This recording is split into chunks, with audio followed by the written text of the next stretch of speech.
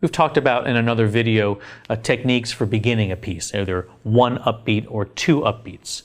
When we're in rehearsal, we often find that we need other techniques, either because we're starting someplace other than the beginning of the piece, so we need a little more security to get people into that groove, or because we're changing tempos as we're learning a piece. We might start slowly and then change it to a faster tempo and then to a faster tempo. So we want to make sure people feel that groove confidently and we don't have to start and stop just simply because people aren't in the groove.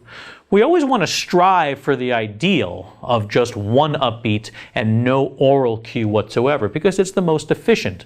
The more extra preparatory beats that we give and the more vocal cues that we give, we just wind up wasting time.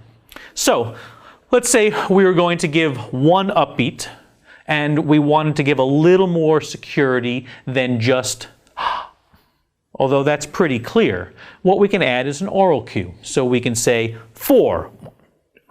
We're assuming we're in 4/4, and for the purpose of these demonstrations, let's just assume we're in 4/4. Although really the convention in this, if you're on the last beat of a measure, is to say and. So even though it's 1, 2, 3, 4, we'd say 1, 2, 3, and 1, 2. It's just a convention. You don't have to use it that way. If we back up and become a little bit more inefficient, but give perhaps a little more security, we have the 2-beat method. So here we have dead active, or passive active with a breath on the active beat. Silently is more efficient.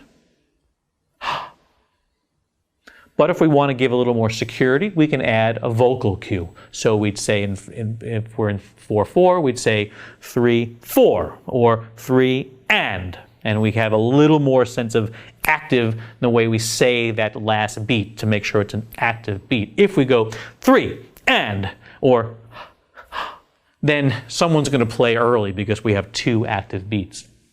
Okay, let's back up to give 3 preparatory beats. Without a vocal cue, it would be or if we want to give a little bit more security, we can add the vocal cue. 2, 3, 4, or 2, 3, and whatever happens to be, depending which version you prefer. But notice how we're relatively passive on the 2 preparatory beats before beat 4, and I start right on beat 2. 2, 3, and then we go on. Oh, let's back off and do a full measure.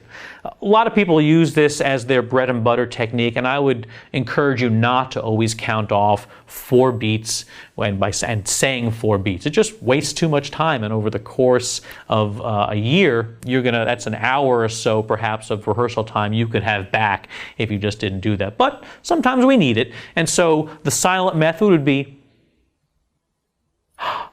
silent except for that audible breath to help the active beat. Notice how I'm starting sort of up and I'm just dropping right to 1. 1, 2, 3, and boom. And that would be the vocal, the oral cue method. 1, 2, 3, and, or 1, 2, 3, 4. And then we go that way. So experiment with these different techniques, but just know that we want to strive for no vocal cues and as few preparatory beats as possible for maximum efficiency.